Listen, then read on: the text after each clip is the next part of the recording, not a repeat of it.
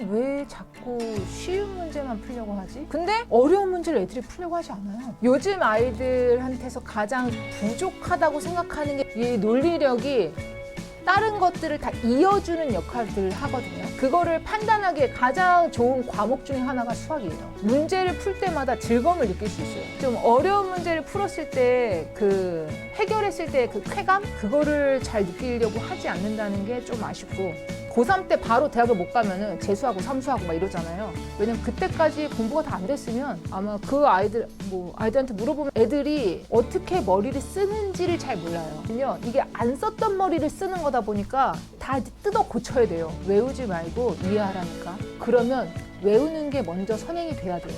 확실히 이해하는 속도가 빨라져요. 근데 외우질 않잖아요? 리셋되는 속도가 굉장히 빨라요, 언니. 다른 사람한테 본인이 설명하는 거예요. 나 이렇게 논리 전개해서 그러려면 자기도 식을 적어야 돼요. 꾸준하게 하는 게 중요해요. 요렇게 해야 수학 머리 키우는 데에, 그리고 애들한테 설명도 하고.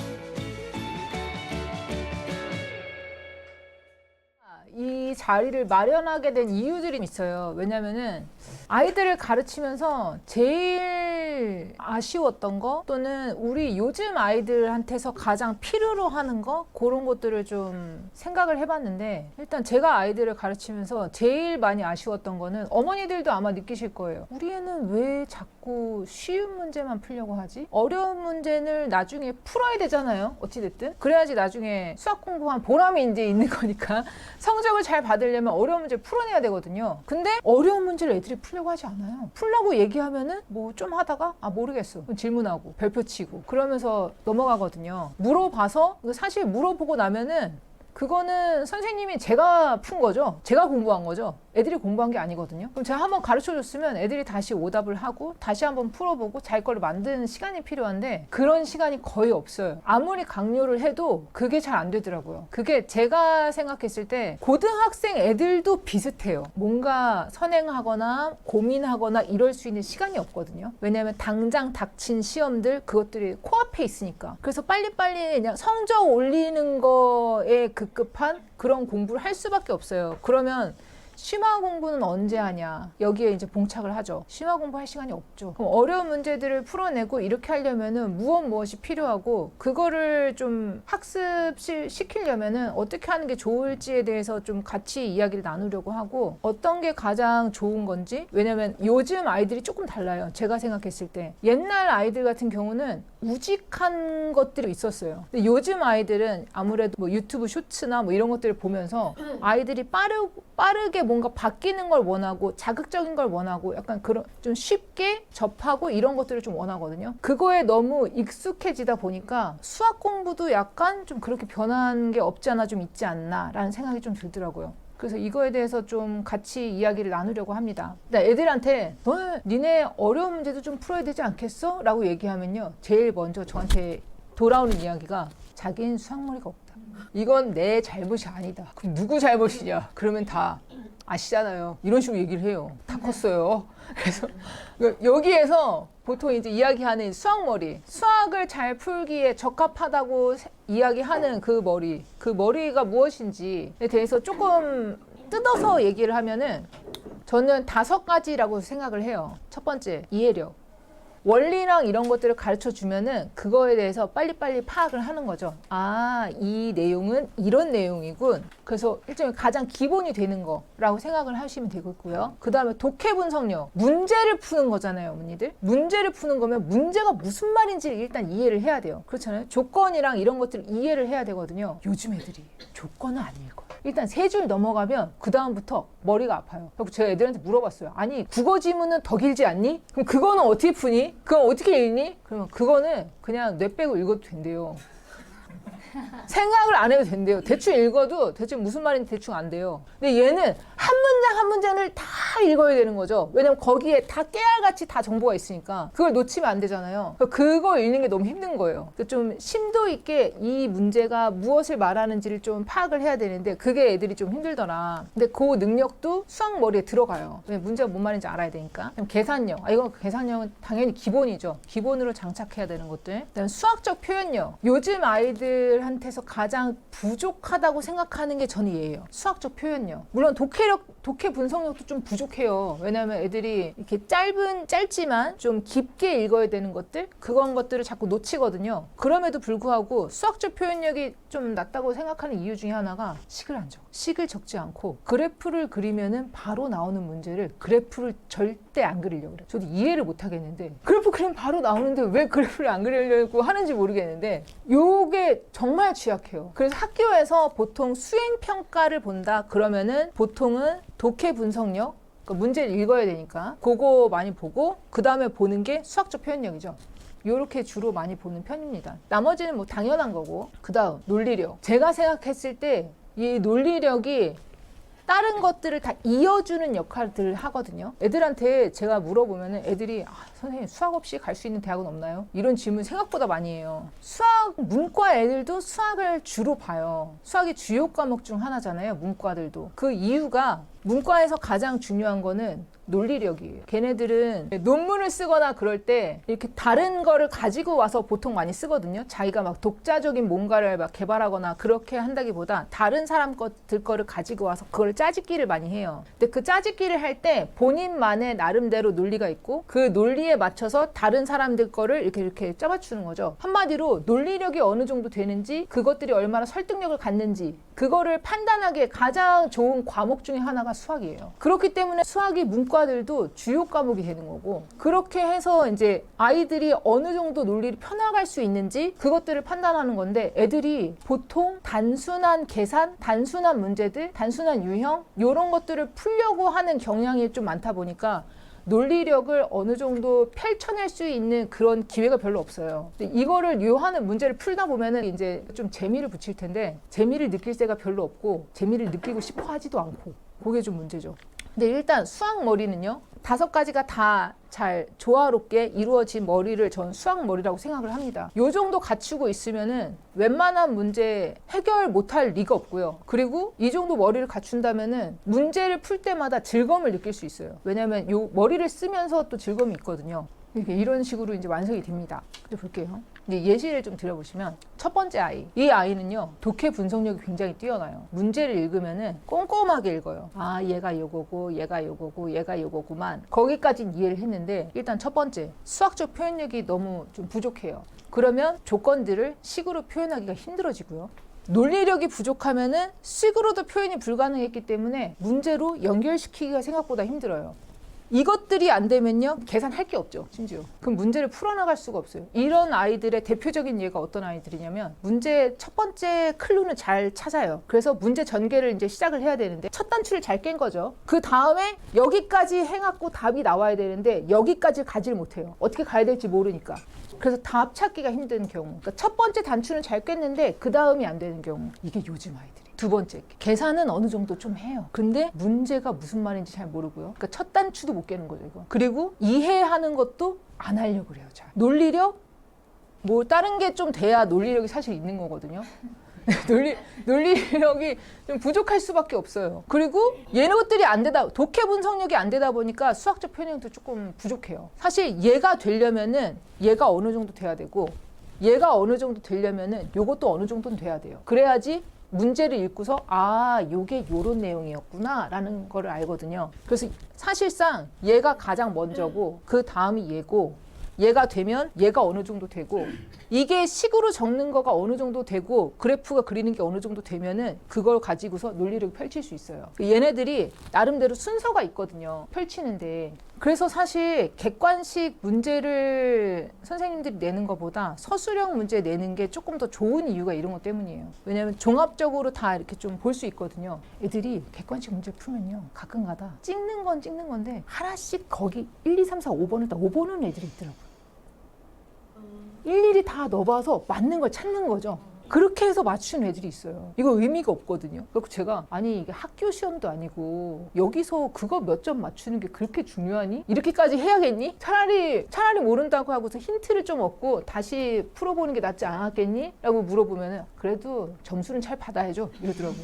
점수는 잘 받아야 된대요. 그래갖고 그거를 일일이 다 노가다를 하고 있는 거예요. 심지어 전개하지 않고 원래 이제 푸는 그 개념이 있을 거 아니에요? 그러면은 그 개념을 가지고서 문제를 풀어야 되는데 애들이 당장 시험을 잘 봐야 되니까 그걸 일일이 다 전개하는 거예요. 일일이 다 해보는 거죠. 계산력이 어느 정도 되는 애잖아요? 그러면 일일이 다 전개하고도 괜찮게 풀어요. 답을 맞춰요. 제가 예전에 한 초등학교 2학년 막 이런 애들 가르친 적이 있어요. 거기에서 애들이 원래는 이렇게 전개했을 때 나오는 모양 그거를 맞추는 거예요. 근데 원래 원리를 먼저 가르쳐주고 그거에 대해서 이제 하는 건데 한 아이가 뭐를 100번 하는 거였거든요. 뭐를 100번을 하는 거였는데 그거를 일일이 100번을 다 계산을 해가지고 답을 맞춘 거예요. 근데 걔가 계산 능력이 워낙 뛰어나서 다른 애들이 원리를 이용해서 푸는 것보다 그 100번 계산해갖고 나온 게 더 빠른 거죠. 그 다른 애들이 나도 그냥 계산할 걸 이러더라고요. 이게 사실 의미가 없는 건데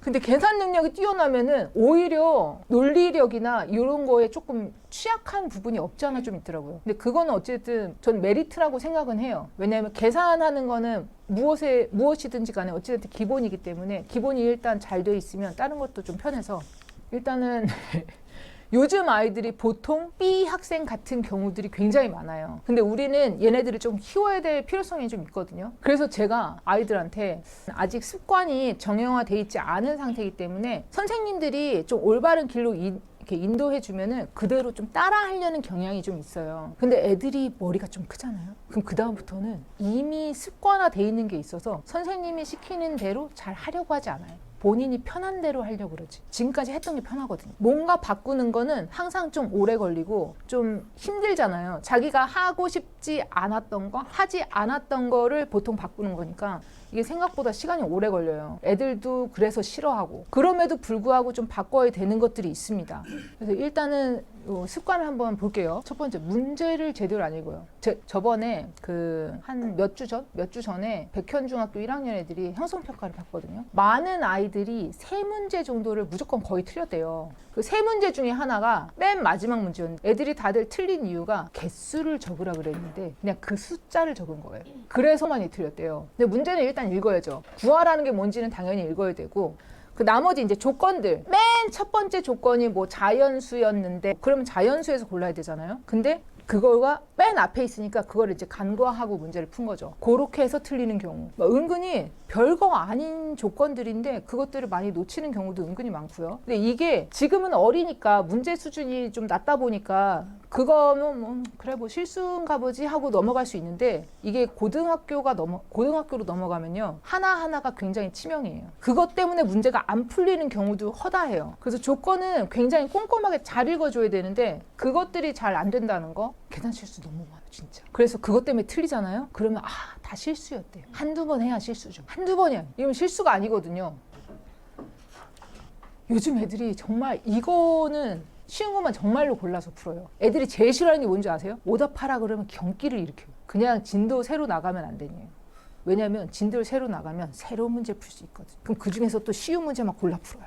그럼 나머지 문제는 다 이제 얘는 모르겠는데 그럼 또 질문만 가득해요. 자기가 또 풀었는데 그 중에 틀린 게 있잖아요. 그럼 그거 오답해야 되잖아요. 오답 안 하려고 그래. 왜냐면 어려우니까 틀렸겠죠. 어려운 문제 다시 보고 싶지 않아요. 근데 이거 해야 되거든요. 제가 오죽하면은 오답 안 하면 진도 못 나가는데? 라고 얘기하고 이렇게 선을 바꿔서 하면은 진도는 또 나가고 싶어 하거든요. 그럼 또 억지로라도 좀 해요. 근데 이게 너무 심한 습관이에요. 애들이 너무너무 여기에 고착화돼 있어서 좀 어려운 문제를 풀었을 때 해결했을 때 그 쾌감? 그것도 좀 느꼈으면 좋겠는데 그거를 잘 느끼려고 하지 않는다는 게 좀 아쉽고 네, 일단은 이렇습니다. 그럼 어머니들 중에 간혹가다 이런 질문을 하세요.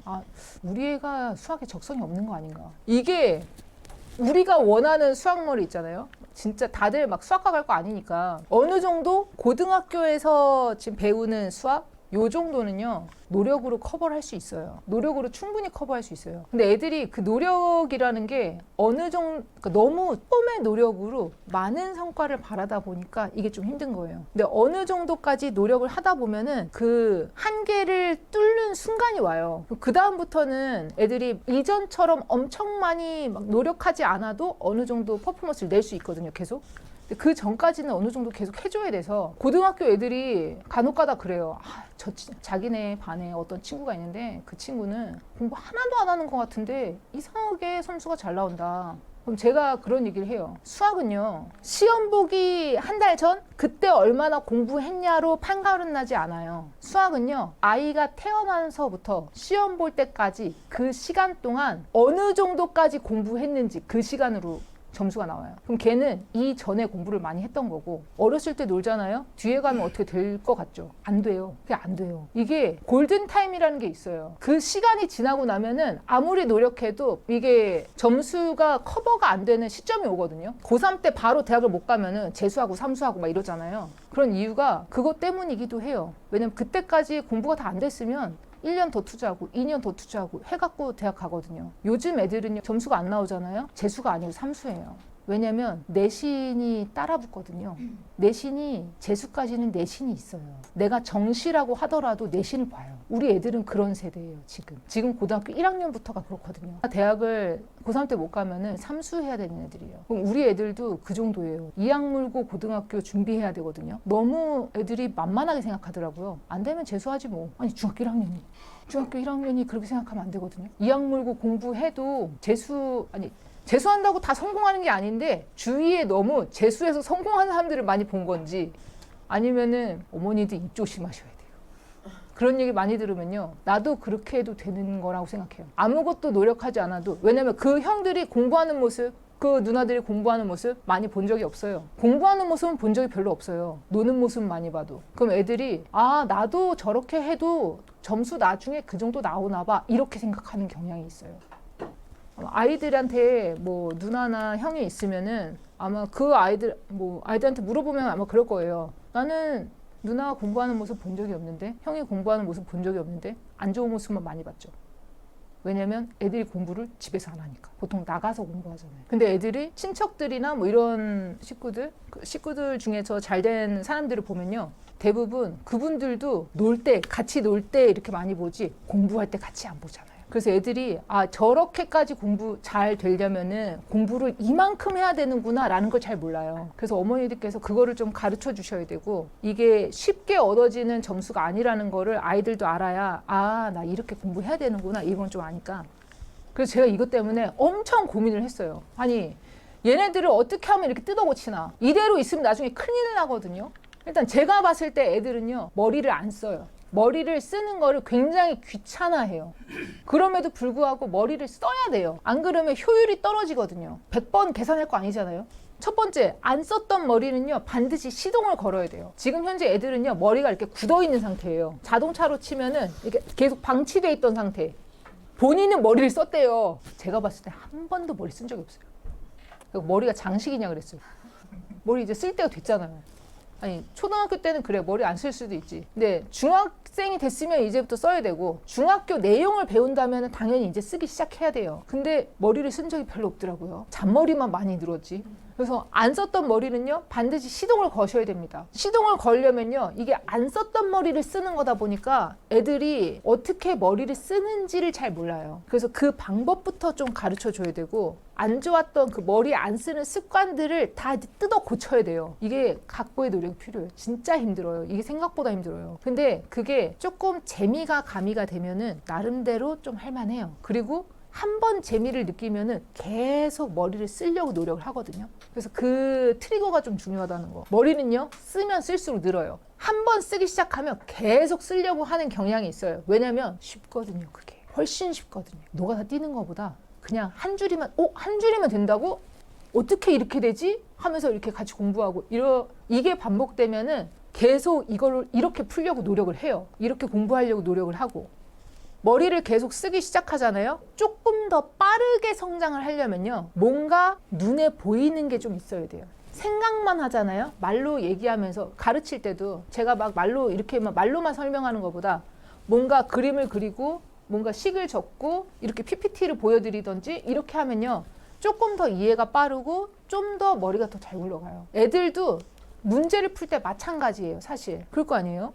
단순한 이런 것들도 그런데 복잡한 문제면 복잡한 문제일수록 그거를 도식화하고 본인이 이렇게 해서 이렇게 해갖고 줄기를 잡아나가면 되겠군 이라고 인지하는 순간부터 문제 풀기 수월하거든요. 이 어머니들도 이거에 같이 도와주셔야 돼요. 왜냐면 저희보다 사실 어머니들이랑 있는 시간이 그래도 좀 길잖아요.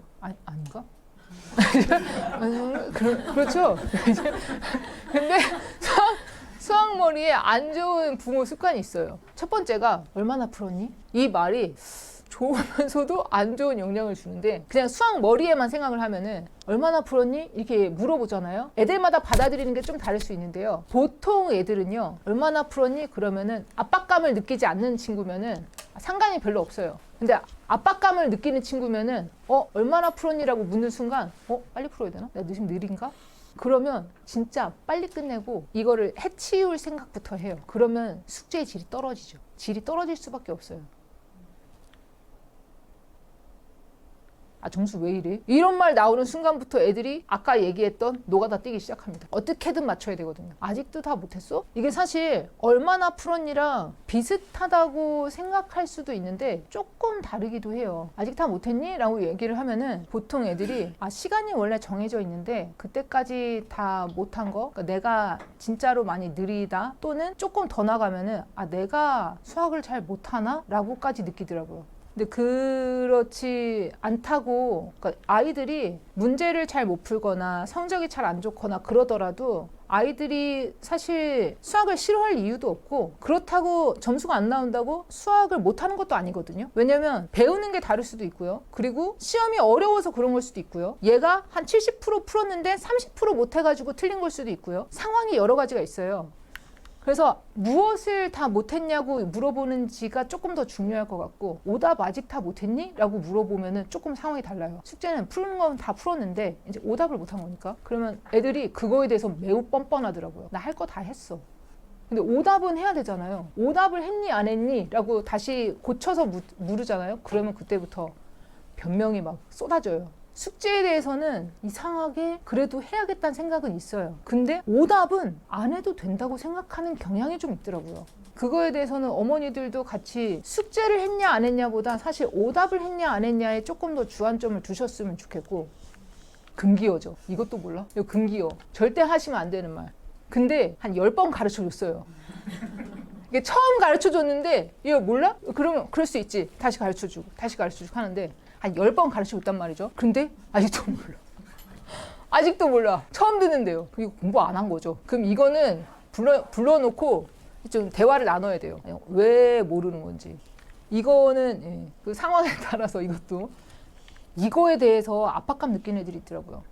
외우지 말고 이해하라니까. 이게 어리면 어릴수록 이해하는 수준이 굉장히 낮아요. 그럴 수밖에 없죠. 그거는 어머니들도 이해를 해주셔야 돼요. 근데 물론 중학교 1학년 거를 배우는데 그거를 이해 못해 이런 게 아니고 보통 아이들이 현행보다는 선행을 좀 더 많이 하니까 그럼 선행을 할 때는 자기 수준보다 조금 더 높은 거를 배우고 있는 거거든요. 그러면은 이해하는 게 쉽지 않아요. 원래 그게 보통 애들이에요. 우리 애가 이해를 못한다고 이렇게 못하거나 이런 게 아니고 그게 원래 보통이니까 그렇게 생각을 해주시고 대신에 이해가 먼저 잘 안 되잖아요. 그러면 외우는 게 먼저 선행이 돼야 돼요.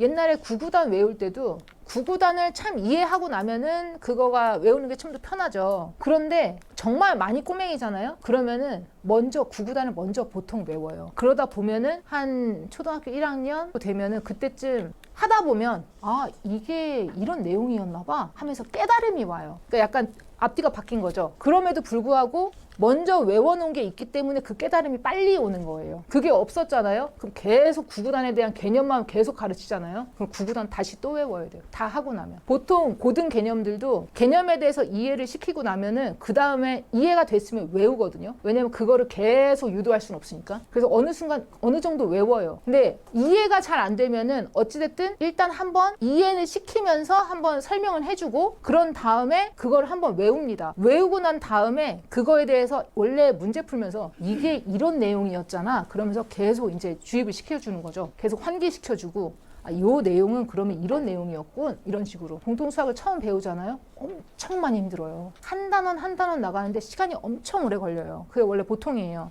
그런데 그것들을 하나하나 어찌됐든 가르쳐주면서 아이들한테 할 때 진도를 일단 빨리 빼려면은 어느 정도까지 개념을 먼저 설명을 해주고 외우고 난 다음에 다시 문제 풀면서 다시 설명해 주는 거죠. 그러면 확실히 이해하는 속도가 빨라져요. 근데 외우질 않잖아요? 그러면 계속 리셋돼. 리셋되는 속도가 굉장히 빨라요, 어머니. 이해했니? 이거. 외우지 말고 이해하라니까랑 이해했니는 좀 달라요. 이해했니는 뭐냐면요. 야, 내가 설명을 했어요. 이해했니? 이게 물어보잖아요. 그럼 애들이 이해 못해도 이해했다 그래요. 그럼 처음에 그거를 구별하기 좀 힘들어요. 왜냐면 이해해서 이렇게 하는 애들도 있고 아니 이해 못했는데 이해 못했다고 그러면은 조금 뻘쭘하니까 그냥 이해했다고 그 상황을 모면하려고 거짓말하는 거죠. 근데 나중에 이제 문제 풀다 보면은 아 얘가 이해를 했구나 못했구나를 아니까 그때까지 조금 시간이 걸리거든요. 가장 대표적인 게 문제를 이제 설명을 해줬어요. 문제도 같이 풀었어요. 이해했어? 이해했대요. 딱 들어가요. 멍 때리고 있어요. 왜? 그 다음 문제 풀어야지. 문제 계속 보다가 이러고 있는 거예요. 그래서 제가 아니 어디까지 했는데 푼 데까지만 그냥 갖고 와봐. 딱 보면은 아무것도 안 했어요. 그럼 아까 이해를 못한 거죠. 그럼 아까 한 거 네가 할만 설명해봐. 그러면은 솔직하게 그때부터 얘기해요. 사실은 여기까지는 이해를 했는데 여기를 이해를 못했고 그 다음부터 무슨 말인지 몰랐다. 아니 그럼 아까 얘기했어야지. 입을 닫아요 그때부터. 그럼 다시 이제 설명해 주면은 그때는 두 번째 설명하는 거니까 처음보다는 좀 낫죠. 좀 이해하는 게 좀 더 낫고 그러면 이제 네가 한번 문제 그럼 요거 한번 풀어봐. 그러면 그때 좀 문제 푸는 거 보고 이해를 했으니까 그거 문제를 푸는 거니까 본인 스스로 문제 푸는 건 그래서 그렇게 해갖고 들어가면은 그 다음부터는 그 뒤에 거 좀 풀더라고요. 이거 어머니들이 제일 많이 하는 것 중 하나예요. 점수로만 보상하는 거. 이게 별거 아닌 것 같은데 예를 들어서 너 중간고사 잘 보면은 내가 뭐 사줄게. 저희 반에 이런 애들도 있어요. 시험 하나 100점 맞을 때마다 10,000원씩 줄게. 택도 없죠. 100점 맞을 리가 없거든요. 시험 문제가 생각보다 어려워서 100점 맞을 리가 없어요. 그렇게 포상을 하면은 애들이 아까처럼 뭐가 달뛰는 거예요. 본인도 아는 거죠. 이렇게 풀면 안 된다는 거 본인도 알매도 불구하고 어찌됐든 이 상황을 모면하기 위해서 그렇게 하는 거니까 계속 좀 봐줘야 돼요.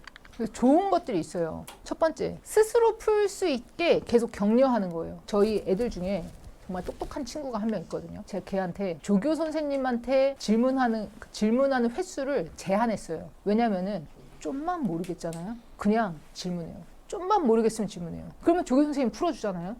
그럼 풀어주고 난 다음에 답만 적더라고요.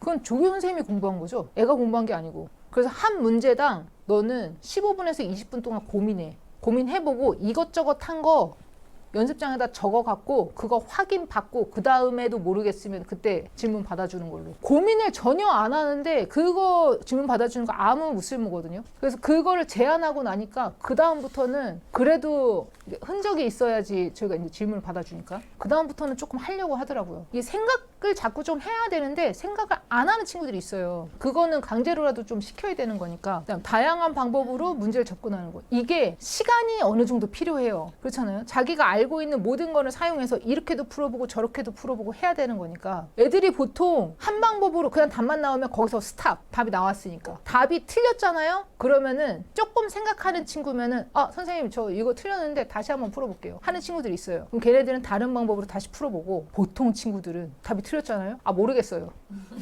맞은 것 같은데 다시 안 풀어봐요. 분명히 궁금할 것 같긴 하거든요.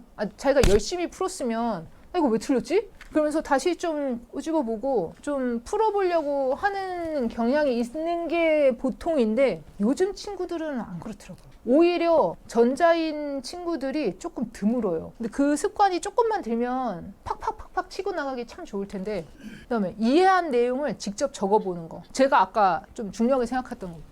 머릿속으로 생각한 거를 그래프랑 도형 이런 걸로 이제 바꿔서 한번 그려보는 거죠. 그러면은 좀 눈에 확 띄거든요. 서술형 적을 때 애들이 제일 많이 오해하는 것 중에 하나가 글로 많이 적어야 된다라고 생각하는 경향이 있어요. 초등학생이면은 글로 많이 적겠죠. 왜냐면 식 적을 게 별로 없잖아요. 그렇잖아요. 근데 중학교가 됐어요. 중학생이 됐고 중학교 1학년까지는 안 그럴 수도 있는데 중학교 2학년에서 3학년 또는 고등학생들은 거의 말이 없어요. 말 안 적어요. 거의. 말 적어도 선생님들이 잘 보지도 않고 말 적는 것보다는 식 적는 게 굉장히 중요하거든요. 조금씩 이제 이유 좀 적고 그렇게 하는 거가 좀 습관화됐으면 좋겠는데 애들이 아예 말로 적어야 되나 봐 라는 생각이 있다 보니까 식 적는 것도 잘 안 적으려고 그러고 수학에선 등호 적는 게 굉장히 중요한데 애들 식을 쭈루룩 보면요 등호가 없어요.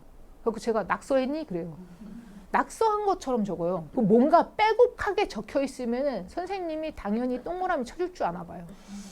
약간 그런 경향이 없지 않아 있어요. 그래서 그것들이 아닌 자기 머릿속에서 정리를 해서 나오는 식 또는 그래프, 메인 식과 메인 그래프가 있어요. 모든 문제에는. 그거 하나가 있냐 없냐가 점수예요. 근데 그렇게 적으려면은 미리부터 연습이 되어 있어야 되거든요. 이거 하기 제일 좋은 것 중에 하나는요, 다른 사람한테 본인이 설명하는 거예요. 나 이렇게 논리 전개해서 이렇게 푸는 게 맞는 것 같아 라고 설명하는 거죠. 설명을 하려면 말로만 설명하면 애들이 잘 못 알아듣거든요. 그러려면 자기도 식을 적어야 돼요. 이 모든 걸요, 꾸준하게 하는 게 중요하죠. 한두 번 한다고 되는 게 아니니까. 요렇게 해야 수학 머리 키우는 데에 가장 제가 생각하는 최적화된 순서라고 생각을 해요. 넘어가도 찍으시는 분들이 있어. 일단 넘어가도록 하겠습니다.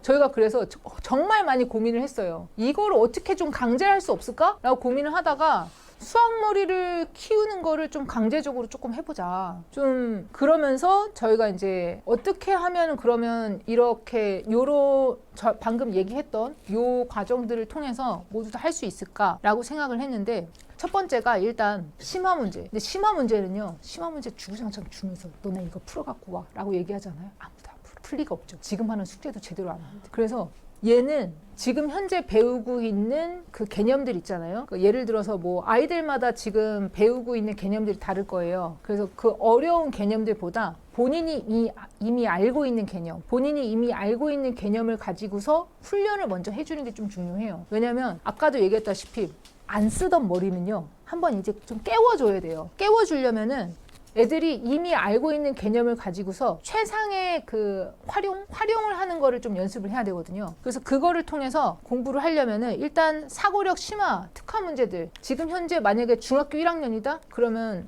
중학교 1학년 문제 가지고서 좀 문제를 풀 거고, 그러면 애들이 이미 다 알고 있는 개념일 거고, 그럼 그거 가지고서 어떤 식으로 얘가 활용이 돼서 내가 진짜 식으로 한번 적어도 보고, 그리고 애들한테 설명도 하고, 그러면서 나중에 나와서 발표도 하고, 내가 이런 식으로 논리 전개 펴가지고 이렇게 해갖고 답을 도출했어 라고 이제 얘기를 해주는 거죠. 모두 다 똑같은 방법으로 풀 리가 없어요. 그러면서 다른 애들이 푸는 것도 한번 같이 들어보고, 저렇게도 생각할 수 있군, 이런 거.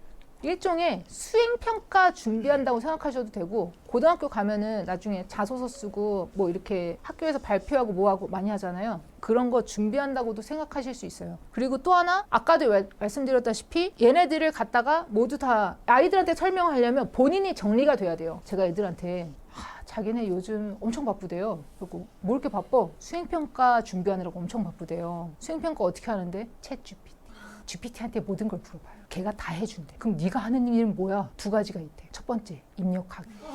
두 번째, 그 나온 결과물 외우기. 외우느라고 시간이 오래 걸린대. 그래서 제가 너 그렇게 공부하면 나중에 대학 고3 때 엄청 힘들 텐데? 그랬어요. 그러니까 애들이 왜 힘든지 모르더라고요. 왜 힘드냐면요, 고3 때 생기부 가지고서 이제 학교에 원서 쓸 거 아니에요? 그 원서 쓰잖아요? 가서 교수님들 앞에서 면접 볼 때 지금까지 했던 것들 물어봐요. 거기 적혀 있잖아요. 생기부에 이런 내용 가지고서 얘가 무슨 발표를 했었고 어쩌고저쩌고 다 적혀 있거든요. 그걸 물어본단 말이에요. 그럼 그거 싸그리 다 3년치 다 외울 거니? 이렇게 물어봐요. 제가 못 외우죠. 하루치도 그렇게 밤새우는데 그거 못 외워요.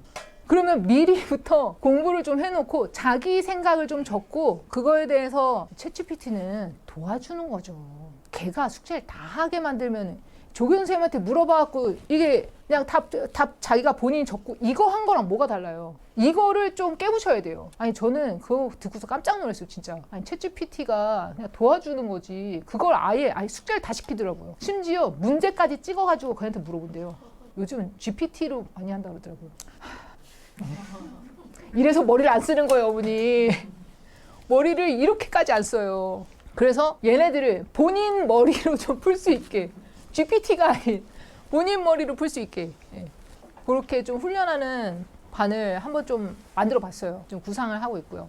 그러면은 저희가 초등반이 있고 중등반이 있거든요. 왜냐하면 초등학생은 초등학생끼리 이렇게 좀 하는 것들이 있고, 중학생은 중학생끼리 해야 돼서, 초등반 선생님은 저희가 일단 생각한 게 저희 강혜쌤을 선정을 했고요. 애들 잘 관리해 주시는 것들이 있어서 저희 강혜 선생님께 이 반이 어떻게 운영되고 무엇을 어떻게 할 건지 좀 한 맛보기를 좀 아셔야지 어머니들도 좀 아실 테니까 마이크를 넘기도록 하겠습니다. 안녕하세요. 방금 소개받은 강혜입니다. 앞에서 원장님께서 말씀하신 대로 저희 그 KMA 초등반은 수학 머리를 키우려고 하는 목표를 가지고 있습니다. 일단 제가 진행할 KMA 초등반은 중학교 1학년 1학기까지 진행을 한 학생이면 누구나 다 들을 수 있고요. 먼저 수업 방식에 대해서 설명을 드릴게요. 개념 설명이 당연히 이루어질 텐데 조금 특이한 점은 뭐냐면 개념 설명이 단순하게 하나의 개념만 설명하는 것이 아니고 본인들이 배운 개념을 쭉 연결해서 수업을 진행하게 될 겁니다. 예를 들자면 이런 거예요. 우리가 초등학교 저학년 때 자연수에 대해서 배우고요. 그 자연수를 가지고 정수를 배우고 정수에서 유리수를 1학년 1학기 과정에서 처음으로 배우게 됩니다. 그러면 이 유리수를 가지고 그 다음에 무리수 그리고 전체 실수 이런 개념까지 확장하게 되는데 이 개념에 대해서 우리가 다 같이 생각해보는 시간을 갖고 그거에 대해서 고난이도 문제도 한번 풀이하는 시간도 갖게 될 거예요. 그래서 개념 설명하는 이 수업에서 가장 중요한 부분은 단순하게 암기하는 게 아니고 내가 이런 내용을 배웠을 때 다른 내용과 어떻게 연결될 수 있는지에 대해서 생각하는 수업을 진행을 하려고 하는 겁니다. 두 번째로는 고난이도 문제를 해결하는 과정을 거칠 텐데 이 과정은 심화 문제를 조금 한 학생들 같은 경우에 뭐 많이 했을 수도 있어요. 그러나 여기서 생각하는 문제는 단순하게 유형을 암기하거나 아니면 그 내용에 대해서 외워서 문제를 푸는 게 아니고 이 문제에서 사용되는 개념이 뭐가 있을까를 같이 생각해 보는 시간을 가지려고 합니다. 현재 고등학교 3학년 중에서 제가 가르치고 있는 학생이 있는데 그 학생이 저랑 중학교 3학년 때 처음 만났어요. 근데 그때 당시에 인수분해도 못하고 정말 1차 방정식을 풀자고 얘기했더니 1차 방정식이 뭔지도 모르던 그런 학생이 있었습니다. 일주일에 6번 본 것 같아요. 매일매일 나와서. 그러고 나서 지금 성적은 5월 모의고사, 3월 모의고사 결과는 1등급입니다. 다만 뭐든지 시간이 그걸 해야 되는 시간이 딱 정해져 있다고 생각이 돼요. 그 학생 같은 경우는 뭐 그동안 공부를 안 했더라도 중학교 3학년 그 시기에 수학에 올인을 해서 이런 점수를 만들어냈지만 우리 초등반 학생들 같은 경우는 그렇게 고생하지 않고 좀 쉽게 미리미리 준비해서 갔으면 좋겠습니다. 중학교 2학년, 3학년이 되면 사실은 여러 가지로 눈이 돌아가실 겁니다. 특목고도 있고 자사고도 있고 여러 가지로 생각이 많이 되기 때문에 선행 준비도 하셔야 되고요. 그런 것들을 잘 생각을 해보시면 지금밖에 시간이 없다라고 생각을 하시고 지금 바로 우리 아이들의 수학 머리를 깨울 수 있도록 도와주시면 좋겠습니다. 감사합니다. 이번에는 저희 박현수 선생님이 중학교 애들한테 인기가 엄청 많으세요. 그래서 애들이 지나갈 때마다 오늘 현수쌤 어디 계세요? 이거 많이 물어보거든요. 애들이 물어보기도 좀 편하고 애들이랑 티키타카도 좀 잘하시는 편이고 그러셔가지고 저희 현수쌤께서 중학교 애들 대상으로 수업을 진행을 하시게 될 건데 한마디 들어보시죠. 현수학 박현수입니다. 앞에서 강희쌤께서 워낙 그 풀이를 꼼꼼하고 우아하게 저희가 어떤 컨텐츠적으로는 어떻게 진행을 하는가를 저희가 이상형을 완전히 보여주셔서 왜 이런 구성으로 하게 됐는지 어떻게 차이점을 가져갈 건지 중점적으로 말씀을 드릴게요. 네. 그래서 수학 공부는 좀 나선식이라는 얘기가 있어요. 예를 들면 프라이팬으로 계란 프라이 하는 법 다 아시죠? 그냥 팬에 열 넣어놓고 계란 올려서 앞뒤 한번 뒤집으면 되잖아요. 그죠? 그래서 그런 거를 이제 다음엔 뭐 볶음밥, 뭐 계란말이 이렇게 올라가는 거거든요. 수학이라는 게 똑같은 얘기를 진짜 본질적으로는 아무 차이도 없는 얘기를 처음에 정비례와 반비례 배웠으면 그 다음 1차 함수, 그 다음 2차 함수, 그 다음 3, 4차 함수. 근데 다 열어보면은 사실은 원래 본질은 다 똑같은 얘기예요. 뭐 가스레인지에 불 넣고 적당히 안 태워 먹게 잘 데우면 되더라 라는 내용인데 그거를 1차 함수를 배우고 나서 학교 과정으로는 1년 후에 2차 함수를 배우거든요. 그럼 아이들은 그거를 몰라요. 1차 함수를 전부 다 까먹었어요. 저는 그래서 생각이 든 게 애들이 연필을 자주 잃어버리거든요. 왜 공부하려는데 연필을 안 들어오는지 모르겠지만 그래서 제가 연필을 하나 줘요. 그럼 다음 시간에 또 오면은 선생님 저 연필 안 갖고 왔어요. 그럼 또 줘요. 그러니까 왜 이걸 잃어버리지? 그럼 생각해 보니까 그러면 제가 만약에 필통을 챙겨주고 가방을 챙겨줬으면은 연필을 안 잃어버리지 않았을까요? 가방을 잃어버리는 건 정말 그걸 잃어버릴 수 있는 건 대단한 일이기 때문에 그래서 저희가 사실 이미 수학 커리큘럼은 나선식으로 반복하는 식으로 돼 있지만 자꾸 그거를 다음날 연필 줬다고 또 잃어버리더라고요. 그래서 저희가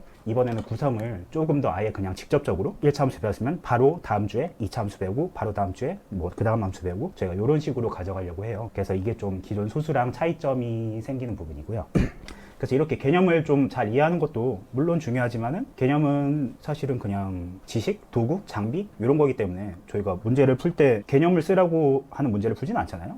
그래서 개념을 잘 준비했으면은 잘 풀 줄도 알아야 되죠. 문제를 잘 읽고 꼼꼼히 읽어서 정보를 잘 읽고 그 정보를 잘 정리해서 식으로 잘 표현할 수 있도록 하는 거를 꽤 중점적으로 보려고 해요. 좀 딥하게 보는 그런 시간을 가져보려고 합니다.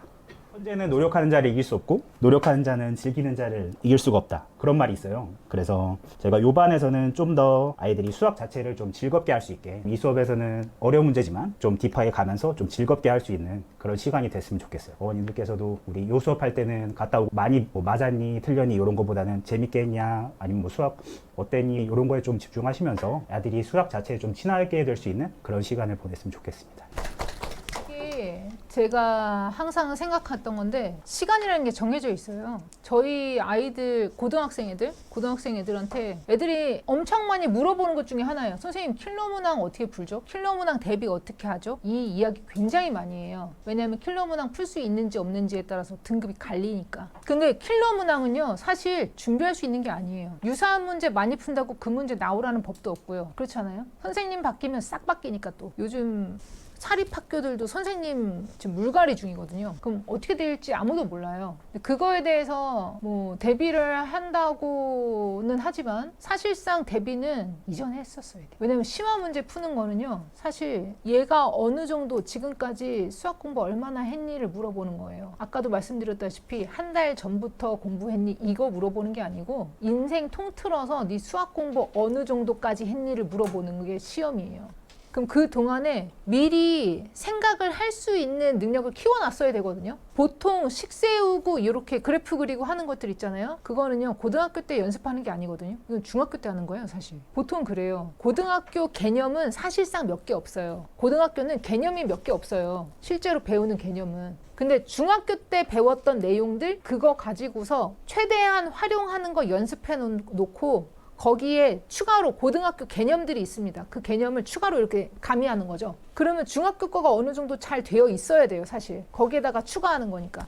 근데 그걸로 활용하는 게 조금 연습이 안 되면 그 다음부터는 좀 할 수 있는 시간이 없고 아까 강현 선생님들이 말씀하셨지만 중학교 3학년쯤 되면은 고등학교 대비로 한참 바쁠 때예요. 그땐 생각할 수 있는 여유가 없어요. 고등학교 때는 시험 끝나면 그 다음 시험 바로 준비해요. 그렇게 해도 그럼 약 2달이죠. 2달 동안 시험 공부를 준비를 해도요. 시험 공부 다 안 끝난 상태로 시험을 보러 가요. 보통 그래요. 그래서 애들이 많이 하는 게 던지는 거죠. 몇몇 과목이 너무 많으니까 그 과목을 다 준비하긴 본인이 힘들거든요. 그러면 취사 선택을 해요.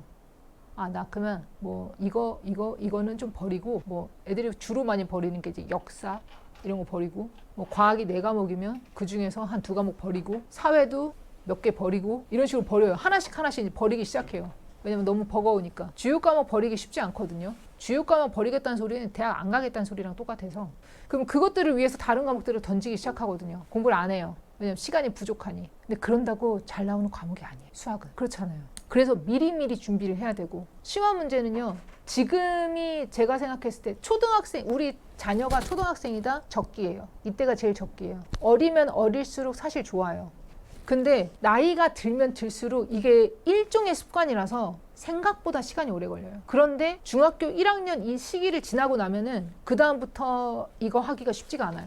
왜냐하면 그때는 진도 나가기 엄청 바쁠 거예요. 그때부터는 계속 진도 나가야 되거든요. 그래서 최소한 왜냐하면 사실 지금 중학교 1학년이잖아요. 그러면 그것 그것도 중학교 1학년인데 내가 공통 수학을 하고 있다? 빠른 건 아니에요. 그것도 빠른 건 아니에요, 사실. 대치동 애들이랑 뭐 비교를 하면은 그렇게 빠른 건 아니지만 그래도 막 엄청 늦었다라고 말하기도 조금 애매한. 그런데 얘네들이 이제 커가지고 중학교 2학년이 되면은 그때는 이제 공통 수학이 아닌 다른 걸 하고 있어야 되거든요. 근데 그때부터는 거의 계속 달리면서 진도 빼면서 계속 공부를 할 텐데, 반복적으로 공부를 할 텐데, 그렇게 반복적으로 공부를 해도 심화 문제는 또 결이 달라요. 심화 문제에서 가장 근본이 되는 거는 당연히 개념이겠지만 개념에다가 플러스 아까 말씀드렸던 수적 표현이에요. 식으로 표현하는 거, 그래프 그리는 거. 얘네들이 사실상 기본인데 걔네들은 중학교 때 준비를 해갖고 가야 되고, 그럼 그거를 하려면은 아까도 말씀드렸다시피 그러다 보니 지금이 적긴 거고, 이거 지나고 나면 문제 푸는, 빨리 문제 풀고 진도 나가는 거에 급급할 테니까. 그래서 시간을 최대한 조금 줄이면서 요거를 진도 나가는 게 사실상 메인이긴 하잖아요. 그래서 그거 하면서 요거를 최대한 좀 적은 시간으로 요걸 좀 할 수 없을까를 최대한 고민했어요. 그래서 저희가 지금 생각한 거는 일주일에 한 2시간만이라도 좀 요렇게 이거를 좀 훈련하는 시간을 갖는 게 어떤가. 그리고 이게 너무 힘들어지잖아요. 그러면 애들이 생각하는 걸 진짜 멈출 수도 있어요. 그래서 이 수업 자체는 좀 재밌게 이끌어 갔으면 좋겠다. 애들이 수학에 대한 흥미를 좀 가지고서 좀 이렇게 하다 보면은 조금씩 더 열릴 테니까. 한 번 머리가 이렇게 깨어지면요, 그 다음부터는 잘 안 닫아져요. 왜냐면 그 맛이라는 게 있거든요. 한 번 머리를 써서 문제를 풀었을 때 그 쾌감이 엄청나요. 그러면 다음번에도 그 쾌감을 느끼기 위해서 또 이렇게 열심히 하거든요. 근데 그 쾌감을 느끼려면은 좀 각고의 노력이 필요해요. 지금 닫혀 있는 상태니까. 근데 어린 아이일수록 그 깨지는 속도가 조금 더 빠를 거고, 근데 나이가 있는 친구일수록 그 깨지는 속도가 좀 느리거든요. 근데 한 번 깨지고 나면 이 효과는 엄청나요. 제가 요거를 강조하는 이유 중에 하나가, 다른 과목도 머리를 써서 공부를 해야 되는데 애들이 머리를 안 써요. 그냥 다짜고짜 외우지. 그러면 한 번 머리 쓰기 시작하면 효율이 극대화돼요. 효율적으로 공부를 해야 아까처럼 던지는 일이 안 생겨요. 과목을 취사 선택하지 않아도 되고. 그래서 요거를 좀 최대한 좀 해줬으면 좋겠고, 이상하게 요걸 하다 보면은 그러니까 요 공부를 했으면 좋겠다라고 얘기했더니 어떤 애 중에 한 명이, 선생님 그거 사고력 수업 아니에요? 그거 나 초등학교 때 어렸을 때 했는데. 그땐 놀러 다닌 거죠. 솔직히 그렇잖아요. 근데 이제는 실질적으로 문제를 좀 맞닥뜨려서 문제를 풀고, 다른 애들한테 진짜로 수학자가 마치 학회에서 설명하듯이 그렇게 좀 해주는 거를 좀 연습했으면 좋겠고, 말로 쓰는 것보다 글로 쓰는 거, 그러니까 글로 쓰는 것보다는 식으로 적고 도형으로 이야기하고 이렇게 하는 거를 조금 연습했으면 좋겠어요. 애들 문제집 보면요, 진짜 깝깝하시죠. 저도 매우 깝깝하거든요.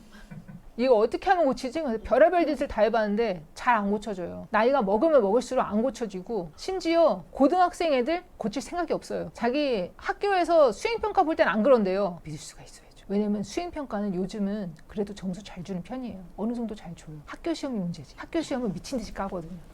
수행평가는 기본 점수 주고, 기본 점수로 나름대로 잘 주고, 일단 그렇습니다. 그리고 이게 여기에서 준비해봤자 일주일에 2시간이잖아요. 근데 집에서는 계속 숙제하고 뭐하고 할 거 아닙니까? 그때도 어머니들께서 많이 좀 도와주셔야 돼요. 이게 아이들한테 자신감 주는 게 굉장히 중요하거든요. 요즘 어머니들이 우리 애가 놀겠대요. 그러면 아 그래? 놀다 와. 조금 아프대요. 아파? 좀 쉬어. 나 좀 어디 여행 가고 싶은데 여행 가고 싶어? 내가 한번 알아볼까? 여행 가고. 이런 어머니도 엄청 많아요. 그게 나중에 애들이 이제 성적 받기 시작하잖아요. 엄마 탓해요. 엄마가 나 이거 안 잡아줘서 내가 이렇게 됐어. 그런 친구도 본 적 있거든요. 근데 이게 좀 그런 것들이 있더라고요. 다들 좀 시기라는 게 있고, 공부할 수 있을 때 공부하는 게 맞고, 어머니들이 도와주는 게 애들이 놀고 싶다고 놀게 만드는 게 도와주는 게 아닙니다. 절대. 잠깐 트러블 있고 하더라도 이때만 잘 넘기면은 아이들이 대학 가고 나면은 다 해피해져요. 대학을 못 가면은 불행해지는 거고. 약간 그렇게 되더라고요. 그래서 좀 애들 좀 많이 도와주십시오. 저희들도 계속 도와드릴게요. 네. 그러면은 Q&A 한두 개 정도 받고 그 다음에 마무리 하도록 하겠습니다.